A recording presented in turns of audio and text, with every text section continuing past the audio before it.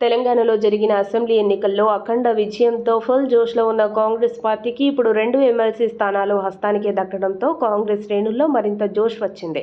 ఇక అసలు విషయానికి వస్తే ఎమ్మెల్యే కోటాలో ఖాళీ అయిన 2 ఎమ్మెల్సీ స్థానాలకు ఎన్నికలు జరగ్గా ఆ 2 స్థానాలు కూడా కాంగ్రెస్ పార్టీకి దక్కాయి. మహేష్ కుమార్ గౌడ్, బల్మూర్ వెంకట్లు ఏకగ్రీవంగా ఎమ్మెల్సీలుగా ఎన్నికయ్యారని అసెంబ్లీ కార్యాలయం ప్రకటించింది. 2 స్థానాలకు 2 నామినేషన్లు మాత్రమే రావడంతో వారిద్దరినే ఏకగ్రీవంగా ఎన్నిక చేసినట్లు ప్రకటించారు. వీరి ఎన్నికతో శాసన మండలిలో కాంగ్రెస్ బలం పెరిగింది. ఈ సందర్భంగా అసెంబ్లీ కార్యాలయంలో రిటర్నింగ్ అధికారి నుంచి వెంకట్, మహేష్ కుమార్ గౌడ్ ధృవపత్రాలను అందుకున్నారు.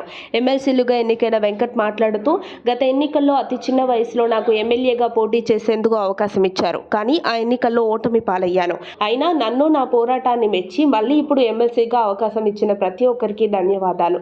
9 ఏళ్ల పాటు నాతో పాటు ప్రతి ఉద్యమంలో భాగమైన ఎన్ఎస్యుఐ నాయకులకు కృతజ్ఞతలు. విద్యార్థి, నిరుద్యోగులకు ప్రభుత్వానికి మధ్య సంధానకర్తగా ఉంటా అని పేర్కొన్నారు.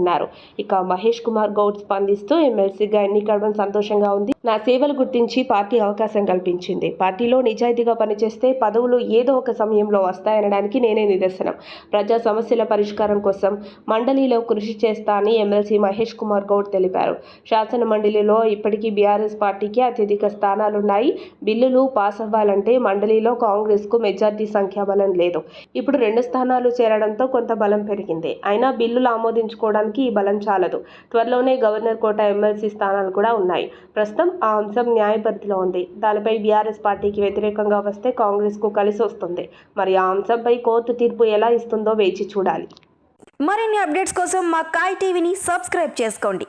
మా వీడియో కనుక మీకు నచ్చినట్లయితే లైక్ చేయండి, షేర్ చేయండి. మీ విలువైన అభిప్రాయాలను కామెంట్ బాక్స్లో తెలియజేయండి.